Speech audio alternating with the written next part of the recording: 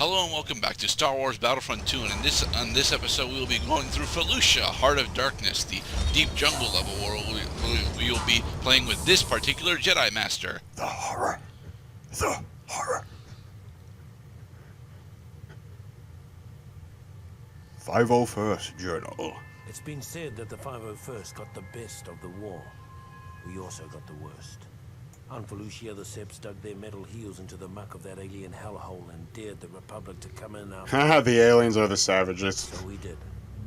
Only to be met with the month after month of flesh-eating diseases, shrieking nocturnal predators, and other sights that haunt me to this day. The horror. Cut off and for all we knew, abandoned by our superiors. Our only hope was Ayla Secura, our Jedi commander.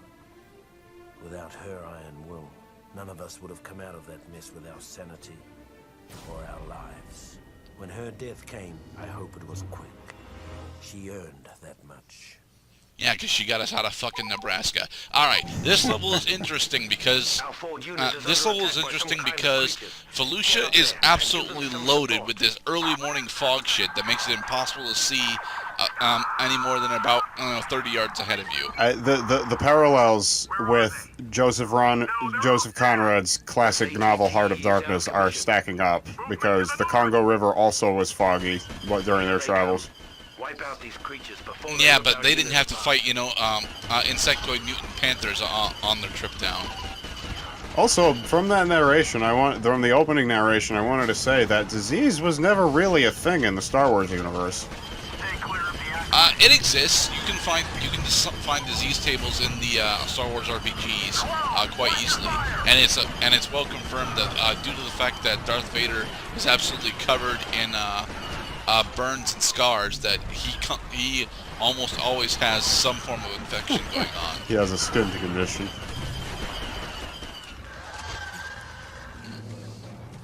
Ammo. Parallel number 2. We are traveling along a river. Well, we're not traveling along the river quite yet. We are attempting to restore our boat by slaying all of the giant insectoid arachnid thingies. Arachnoids. Yes, arachnoids. The Acklay. Acklay. Oh, he's getting closer. Oh. The Acklay can actually one-shot all of your units, just so you know. They have a very powerful melee attack. Oh, I guess that explains why they're so slow. Defend the ATTE until Jedi Master Secura arrives. Defending the ATTE is actually a bit more difficult because of the fog effect. We're about to get ambushed, on 3 different sides from CIS operators. Yes, that is the fear. That is the fear of the Heart of Darkness. However, I'm pretty sure that there's a safe spawn point that you can sit at, and your allies will end up taking most of the damage that's coming your way. Let them take the hits. They can take the pain. I can't. Well, I mean, they can't either, because every time one of my allies dies, the stock counter goes down too. What, your stock counter? Oh yeah. What the fuck? I thought you said that happens only when you die. The stock counter is a team effort for your entire force. Well, that's lame. So that means that their mistakes will punish you. Yep. This will become a huge problem later on. Son of a bitch. For the first half of the campaign, though, it's actually fine. And this game is technically built more along the lines of Battlefield's multiplayer system from 1942. So it has that going for it. It would be like in Super Smash Brothers, that gives you the option to steal lives from your teammates, much to their chagrin. Instead, they just throw options out the window and just take it for you. I do believe that is actually something that you can do in stock matches.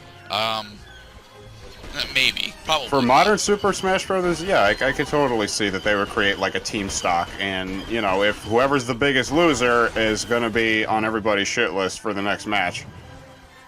So like, God damn it, Joey, stop dying! You're using up all our lives. Stop picking Ganondorf. Ganondorf is too amazing to ignore. Ayla Secura has landed. A Republic gunship crashed in the brush. And here we go. We get to play as a Jedi wielding two lightsabers. However, because she's wielding 2 lightsabers, she does not. I don't think she actually gets saber throw. And she can't block. Well, actually, she can block, but there's no real point in blocking. Oh, look at how gracefully she skips around through these woods. Yeah, she also glides around the ground really quickly. So we just went from the Congo River in Africa to Pandora in Avatar. Oh. Yep. We ran out of time and or health. But that's one thing that the Jedi units all share. They, in order to actually remain playing as a Jedi, you need to yeah, that annotation that I missed because I'm too drowsy. But in order to remain playing as a Jedi, you need to constantly be in the thick of combat and taking down enemy troops. So you have to be supersonic getting the rings. Yeah, kinda. That is kinda dumb. Not a big fan. Because that means that the inferior character has more freedom than the superior character. Yep. Stupid. Come on, ATTE. We can totally do this, right? All we need is more rivets. There are no rivets in this game. Well, actually, there's probably several rivets in this game. I just don't know where they are. But we'll be stuck here for weeks, and we will be taken out by the natives and the savages.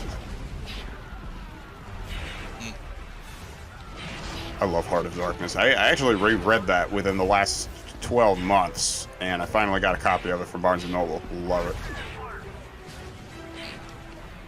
The other particle cannon turret that I'm intending to fire at was actually behind this tank. But there we go. All the cannon turrets are destroyed. Hey, stop that. Yay, we win. Stop it. Oh, what? That's it? Yeah, Felucia's actually a pretty easy and short level once you know what you're doing. I agree. When the 501st was finally rotated out of Felucia, Ayla Secura made a point of seeing us off personally, calling us the bravest soldiers she had ever seen. It's a good thing we were wearing helmets, because none of us could bear to look her in the eye. Yeah. We're the bad guys, but we feel bad about it, so that makes it slightly better. So they already know that they're going to betray her? Oh yeah, they know that order. They know that order exists, and that they will be the ones to carry it out. It just hasn't come down yet.